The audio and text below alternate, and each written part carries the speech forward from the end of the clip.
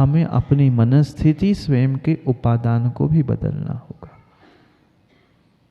क्यों हम व्यर्थ में दूसरे को समझाने के लिए, सुधारने के पीछे कर्तृत्व भाव लेकर बैठते हैं? प्रत्येक व्यक्ति मात्र और मात्र उस कर्तृत्व भाव को लेकर, इसको समझाऊं, उसको समझाऊं, इसको ठीक कर दूं। किस किस को ठीक करोगे? ये तुम्हारे भीतर बैठा हुआ अहंकार है कि मैं इसको ठीक कर रहा हूँ, मैं उसको संभाल रहा हूँ। ये व्यर्थ का अहंकार और कर्तृत्व भाव छोड़ना होगा। पर इस अहंकार और कर्तृत्व को छोड़ने के लिए पहले इन दोनों के तादात्म्य संबंध को मिटाना होगा। जो हमने उसमें एकता, ऐक्य मान के रखा है कि परवस्तु मैं और परवस्तु एक है, यह मेरा भ्रम है, उसे मिटाना है। जैसे दर्पण में, क्यों माताओं दर्पण में आप लोग नहीं देखते ना? देख के ही आए होंगे। दर्पण में जो देखा था वह दर्पण में कौन था? दर्पण में कौन था? आप थे? आप थे चंद्रेश जी? नहीं था। आपका शरीर भी नहीं था, आप भी नहीं थे, आपका कुछ भी उस दर्पण में नहीं गया था। दर्पण तो भिन्न था, आप भिन्न थे। जैसे दर्पण में होने वाले प्रतिबिंब को आप अपना मान रहे थे, आप थे? माँ फिर दर्पण को ही पाउडर और क्रीम लगा लिया करो ना, अपने आप को क्यों लगाते हो? दर्पण के ही बाल संवार लिया करो, अपने बालों को क्यों हाथ लगाते हो? आप ही हो, आप ही का शरीर है ना? नहीं है, नहीं है, नहीं है, नहीं है, ये मेरा भ्रम है। दर्पण में जो मेरे जैसा प्रतिबिंब दिख रहा था, उसको जैसे मैंने अपना मान के रखा था, बिल्कुल हम इन सभी संबंधियों को अपना प्रतिबिंब मानकर अपना मान रहे हैं, अपना कोई है नहीं है। बताओ ना, कितने जीव आपके सहयोगी बने? कितने कितने जीवों ने आपको समय समय पर सहयोग किया। अच्छे दिनों में हर कोई नितिन भाई तालियां बजाने आएगा, तुम्हारी खुशियों को मनाने आएगा। पर बुरे दिनों में मिलिंद भाई कितनों ने सहयोग किया? कोई नहीं आता। अपना अपना अपना कहने वाले, एक छत के नीचे रहने वाले जीव भी मुंह फेर कर बैठ जाते हैं। जब दिन खराब होते हैं, जब दिन बदल जाते हैं, तब अपने भी पराये हो जाते हैं। वही बेटा, वही पत्नी, वही बेटी, वही माँ जो जी जान से तुम्हें चाहते थे, वही समय बदलने पर कहते हैं अरे यार वो तो अब काम का नहीं बचा, बुद्धि खराब हो गई है। कौन कह रहा है? जो बेटा सब कुछ करने के लिए तैयार था, वही कहता है प्रकाश चंद जी अब तो 60 आ गए हैं। बुरा नहीं मानना, पर परम सत्य है। कोई मुंह पे कहता है, कोई पीठ पीछे कहता है, पर व्यक्ति गुलाब चंद जी कहने के लिए नहीं चूकता है। जब हमने किसी को कहने के लिए नहीं चूके हम, तो दूसरों को कौन चूकेगा?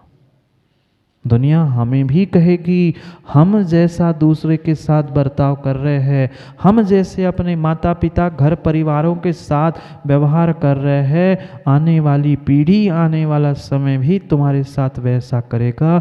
इसकी संभल के रहना। हो सकती है 99 नहीं 100% सामने वाले की गलती हो सकती है, पर उस गलती को देखते देखते देखते देखते हम तो सुधर जाएं। क्योंकि ये पक्का है, सामने वाला सुधरे नहीं सुधरे, अगर मैं नहीं सुधरा हूँ तो दुनिया नहीं सुधरी है, और मैं सुधरा हूँ तो दुनिया सुधरी है। कौन से तीर्थंकर भगवंतों ने, कौन से भगवानों ने और कौन से आचार्यों ने घर घर में जाकर सबको ठीक किया? किसी को नहीं। उन्होंने अपने आप को, अपनी दृष्टि, अपनी सोच, अपने विचार सबको ठीक कर लिया, अपनी मनस्थिति बदल दी, उनकी सब परिस्थिति बदल गई। पर व्यक्ति पहले घर परिवार परिस्थिति सबको ठीक करना चाहता है, चंद्र जी इसलिए कुछ कर नहीं पा रहा है। इसको ठीक कर लूँ, उसको ठीक कर लूँ, इनको संभाल लूँ, उनको संभाल लूँ, किस किस को संभालोगे? कोई किसी से नहीं संभलता, कोई किसी से नहीं संभलता।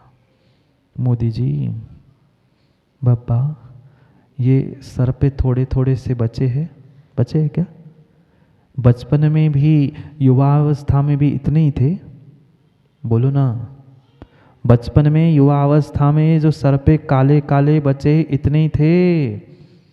रवि जी करगुआ, ये सफ़ेद हो चुके हैं, ऐसे सफ़ेद बालों को लेके ही जन्म हुआ था। क्यों आप दोनों ने कभी अपने सर पे तेल आदि कुछ नहीं लगाया था? फिर आप दोनों चाहते थे आपके बाल निकल जाए, आपके बाल सफ़ेद हो जाए, चाहते थे? नहीं चाहते थे, बिल्कुल नहीं चाहते थे। कोई नहीं चाहता सर के बाल उजड़ जाए और मेरे बाल सफ़ेद हो जाए, कोई नहीं चाहता। पर इतना तेल सब कुछ लगाया, वह उन्होंने आपकी बात मानी? बोलो ना। माँ आपकी बात मानते? आपके बाल, जिन बालों को सजाने के लिए जीवन के कितने घंटे हमने बर्बाद किए, आज तक के जीवन के कितने घंटे हमने बाल गाल सजाने के लिए किए, ना बाल बचे ना गाल बचे। गुलाब चंद जी, गुलाब मुरझा गया, दांत नहीं बचे, गाल की झुर्रियाँ पड़ गई, वे बाल भी वही नहीं बचे। जब तुम्हारे स्वयं के बाल तुम्हारी बात नहीं मान रहे हैं, दूसरों की बालाएं तुम्हारी क्या बात मानेंगी? जब स्वयं के दांतों की क्या रक्षा नहीं की थी। वह भी अवस्था थी जब यौवन अवस्था में तुम्हारा चेहरा गुलाब चंद जी उस पिंड खजूर जैसा चमकता था, पिंड खजूर जैसा चमकता था। अब समय बीत गया, बेचारे छुआरे बन गए। परम सत्य है, गहरी अध्यात्म की व्याख्या आचार्य भगवंत कह रहे हैं यहाँ पे। कितना ही समय इसको रक्षा करने के लिए बिता देना। जब सर के बाल तुम्हारी बात नहीं मानेंगे, फिर कौन किसकी मानता है? और मनुष्य जैसा अहंकारी जीव कोई किसकी मानता है? ये मात्र और मात्र तुम्हारा स्वार्थ सामने दिख रहा है। इसलिए बेटा, माँ, ये सब संबंध है। प्रवीण भाई, जिस दिन संबंध तुम्हारा स्वार्थ छूट जाता है, वह संबंध भी टूट जाते हैं। मात्र स्वार्थ नाम का एक ही ऐसा इस ब्रह्मांड में द्रव्य है जिसके कारण से ये संसार चल रहा है। जिस दिन प्रत्येक व्यक्ति का अपना अपना स्वार्थ छूट जाएगा, पक्का मानना, उस दिन वह कल्याण करके मोक्ष मार्ग पर चला जाएगा। जब तक प्रवीण भाई पिता का स्वार्थ था, आपका स्वार्थ था, तब तक पिताजी थे। और जैसे ही उन्होंने पहचान लिया कि यह सब स्वार्थियों की टोली है, वे तो दीक्षा लेकर महाराज बन गए। पर हमारा अभी भी राग है, स्वार्थ है, इसलिए वहाँ भी हम कभी पहुँचे तो स्वार्थ से पहुँचे। समझना, जितना अगर इस संसार को चलाने वाला कोई फोर्स है, कोई ताकत है, कोई अगर साधन है, तो मात्र वह स्वार्थ है। और स्वार्थ के वशीभूत ही हमारा राग द्वेष चल रहा है। कहीं राग हो रहा है क्योंकि इच्छाओं की पूर्ति हो रही है, कहीं द्वेष हो रहा है क्योंकि मेरी मन की बात नहीं हो रही है। हम जब दूसरे के कहने की या दूसरे के मन की बात नहीं कर पा रहे हैं, तो दूसरा मेरे मन जैसा कैसे जिएगा? हम व्यर्थ में दुखी है। जब तुम्हारे सर के बाल तुम्हारी बात नहीं मान रहे हैं, तो कौन किसकी बात मानेगा? चंद्र जी, बाल मान गए आपके, कहाँ से मानेंगे महाराज जी? फिर बेटों को और बेटे की माँ को समझाने का पुरुषार्थ व्यर्थ क्यों कर रहे हो? क्यों कर रहे हो? समझो। क्या कह रहे हैं आज अमित गति स्वामी? जहाँ देह अपनी नहीं, तहाँ न अपना कोई। ये शरीर जब मेरी बात नहीं मान रहा, जिसके साथ मैं बरसों से 50, 55, 60, 70 कितने हो गए, जितने भी हो गए हो, उतने वर्षों के साथ मेरे साथ रहते रहते एक साथ रहने वाला ये पुद्गल जब मेरी नहीं मान रहा है, तो ये मेरे से जो भिन्न जीव है मेरी क्या खाक मानेंगे। कितना कितना स्वार्थ से भरा हुआ ये संसार है। प्रत्येक जीव तुम्हारे लिए आगे पीछे घूमते हुए दिख रहा है, क्योंकि तुम्हारा कुछ ना कुछ स्वार्थ और उसका कुछ ना कुछ स्वार्थ दोनों से सध रहा है। इसलिए दोनों एक दूसरों के संबंध को साध रहे हो, अन्य माँ कुछ नहीं है। कब तक बेटा, कब तक पिता? जब तक पति नहीं मिला था तब तक पिता पिता पिता खूब चिल्लाया। कैसी विचित्र दशा स्वार्थ की और राग की है। जाना तो होता है, शादी के बाद घर छोड़ के नहीं आए, जाना तो होता है, पर कितना झूठा झूठा रोना होता है। नहीं रोते आप लोग? नहीं रोए आप लोग?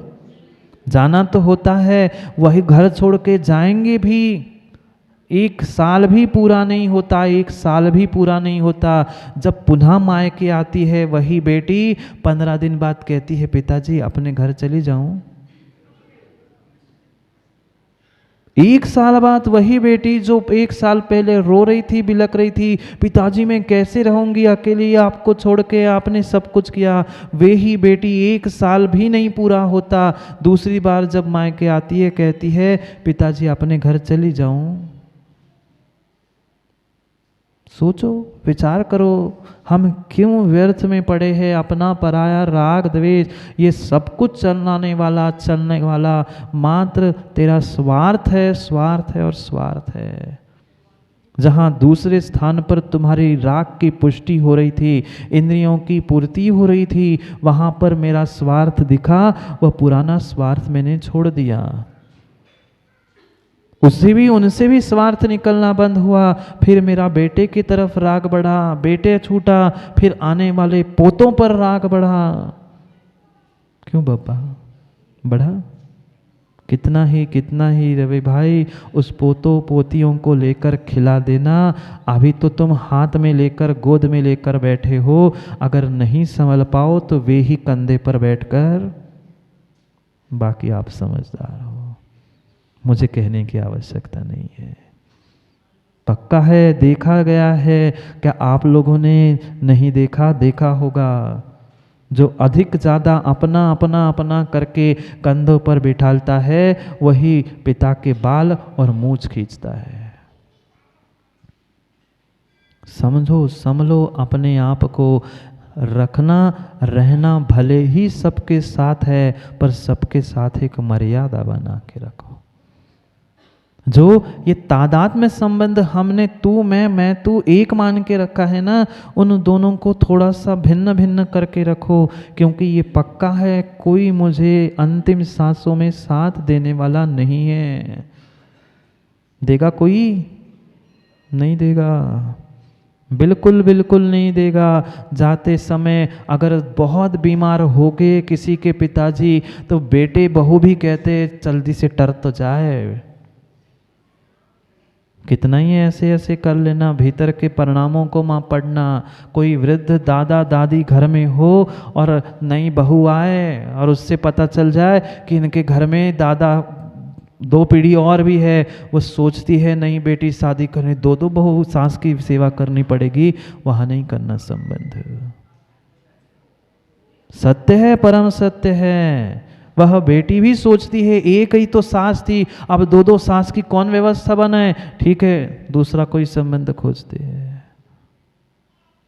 विचार करो, कितना स्वार्थ से भरा संसार है। जब तक तुमसे स्वार्थ निकल रहा है, तब तक हर कोई तुम्हें हंजू हंजू करते मिलेगा। और जैसे ही उस नींबू उस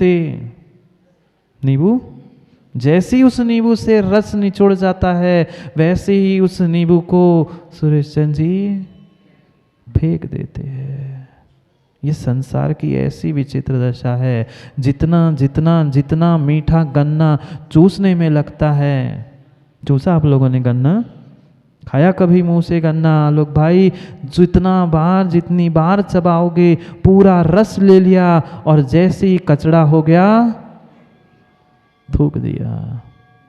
वह तो फिर भी कचड़ा है, नींबू है, छिलका है, उसे तो फिर भी कूड़ेदान में जाके डाल दोगे और तुम्हारी क्या दशा होगी? तुम्हारी क्या दशा होगी? कचड़े को तो फिर भी घूरे में डाल दिया जाता है, कुछ समय तो पे घूरे पर पड़ा रहता है। तुम चले जाओगे रमेश जी, क्या होगा? क्या होगा? तुम्हें कचड़े पर भी कोई घूरे में भी टांगने नहीं जाएगा, सोचेंगे जल्दी से जला के आ जाओ, बदबू आ रही है। कोई दूसरा नहीं, कोई दूसरा नहीं, अपना ही बेटा कंधा। वह कितना कितना विचित्र संसार है, कितना विचित्र संसार है, जिनसे आपने जीवन भर दुश्मनी की, लड़ाई की, बैर बांधा। जो पराया था, पड़ोसी था, वो तो तुम्हें कांधा देकर शमशान तक ले जा रहा है। जो अपना था, वो अभी भैया वही सर फोड़कर आग लगाने वाला है। कितनी ही लंबी सांसें ले लो चंद्र जी, सही ही होता है। कह रहे सही गलत कब होता है? पर हम सही को सही समझ नहीं पा रहे, मान नहीं पा रहे। कौन सगे संबंधी, कौन रिश्तेदार? जब तक आंख खुली है, जब तक उनका स्वार्थ है, तब तक हर कोई तुम्हें जय जिनेन करते हुए आगे पीछे घूमते मिलता है। जब तुम ही करोड़पति से रोड़पति होते हो तो तुम्हें देखना भी पसंद नहीं करता। पक्का है, हमने भी देखा है और बहुत सारे जीवों ने देखा है। देखा होगा, नहीं देखा हो तो झूठा कभी करके देख लेना। 2-4 लोगों को कह देना कि ऐसी विषमता है, तू सहयोग कर। हर किसी ना किसी का कोई ना कोई बहाना मिलेगा। फिर कर लेना पहचान, वास्तव में कौन अपना और कौन पराया और कौन सपना था। ये पक्का है माँ, इस संसार में कोई ऐसा जीव नहीं है जो बिना स्वार्थ के तुम्हारी सेवा कर रहा है। करता है? आप भी माँ बेटे को बेटा करके तब तक संभाल रही हो जब तक बेटे ने तुम्हें घर से बाहर निकाला नहीं है। जब तक बेटे ने नहीं कहा बहुत हो गई माँ, तुम घर से बाहर निकलो, जिस दिन कहेगा फिर उस दिन उसको वही बेटा कह के पुचकार के बताना, फिर समझ में आएगा कि वास्तव में तुम माँ थी और तुम उसको बेटा मान रही थी।